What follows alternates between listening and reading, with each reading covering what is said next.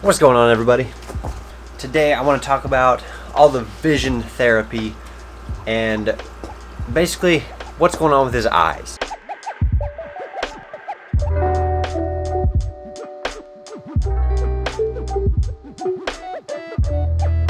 What he has going on, what it's technically called, what I and his new vision therapist are going to do to basically teach him how to see. That's basically what we're going to do, is teach him how to see, which is going to be an amazing process for one, probably a stressful process for him too, because he has to learn how to make the connection between his brain and his eyes. But at the moment, got to put his AFOs on because we still gotta do the normal processes for the day. But I wanted to get this video going because this is going to be something I'm really working on like a lot going into the future, because he's got to see.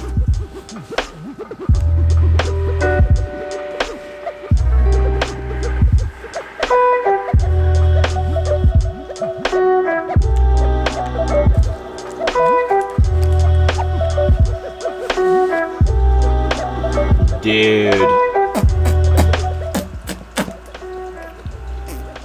Okay, so got the paperwork right here that explains everything, what he has and all the characteristics of what he has, because it varies from kid to kid, and this is a very specific field and specific issue that not a lot of people cover, and there's not a lot of therapists out there that deal with this.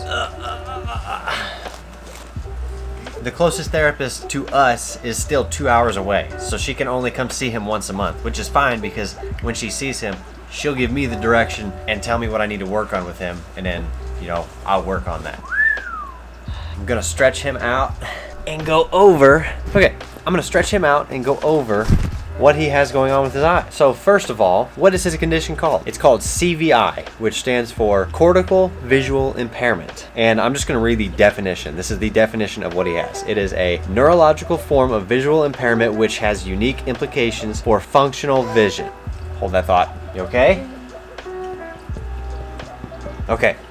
This form of visual impairment requires a very different approach to instructional supports and environmental/material adaptations as compared with ocular visual impairments. CVI presents a unique need for interventions to support the learner's use of vision across environments. Provided with appropriate intervention, children and youth with CVI can be expected to demonstrate measurable progress in visual functioning over time. So this is not something that just happens overnight. There's tiny little steps that we have to take.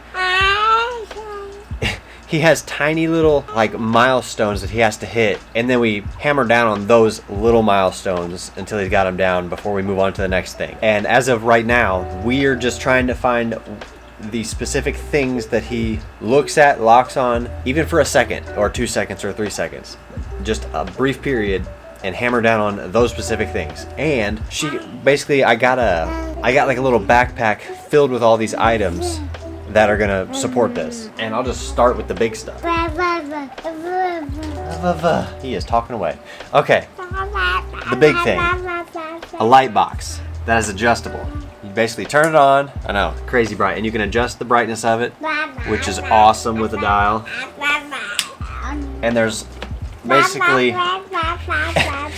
every colored gel you can think of to go over top of the light box. And what that offers me is the option to find which color he responds to the most. And so far, blue and red are his colors. So that's one thing. Then I got these little beads, little shiny beads, which according to the vision therapist are an excellent trigger. And you can hang these over the handle and then hang toys off of this too. Toys that are have holes in them, kind of just put them over top of this so it's an easy object to see through the light, if that makes sense. So if you have a ring, put that over top of it. It's easy to see that there's a ring over a lit up surface. You know what I'm saying? All right, next. Obviously, super shiny objects is no brainer. Obviously a good one. So I got this mini pom-pom, but it's Mylar. Is that how you call it? Mylar material stuff. Super shiny, along with a flashlight to go into this, so I can make it very dark in the room and then shine a flashlight into this. Very easy to look at that one thing. And when you black out the room and take out as many distractions as possible, it's hard to look at anything else, which is another thing. Figuring out how to take out all other distractions in the room. When there's less things to look at, that's when it's easy to hone their vision to one thing. Another item she gave us was a book, but this isn't just any book, a very special book. It has Braille on it, so he can feel that. Not that he's for sure gonna need that, but the style of the photos that are in the book are very simple and very easy to look at, as you can see. Very easy to look at, and he was looking at this stuff. Like, I was opening the page and he would stop and look. So it definitely worked. That was one thing.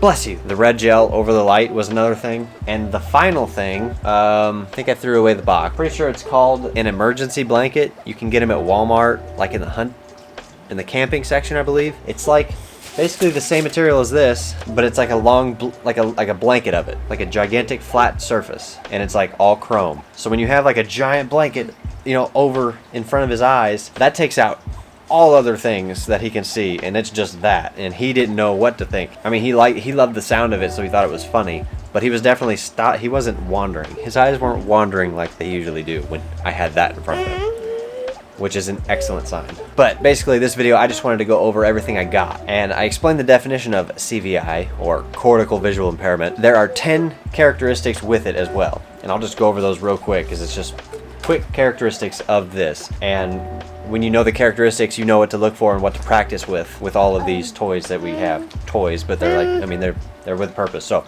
all right, let's go over these characteristics.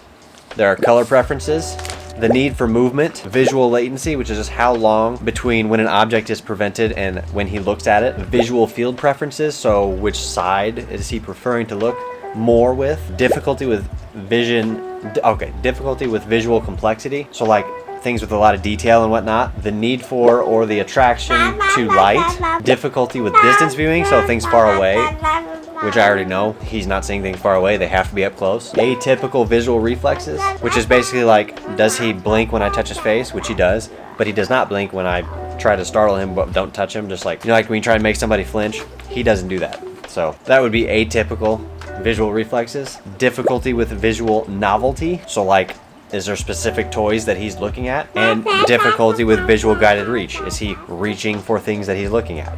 So those are all the characteristics with CVI that I have to keep in mind while I'm doing all this practice as well.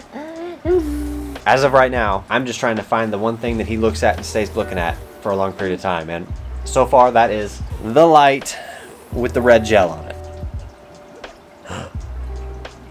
Definitely looking at it right there. That's what I got to do more.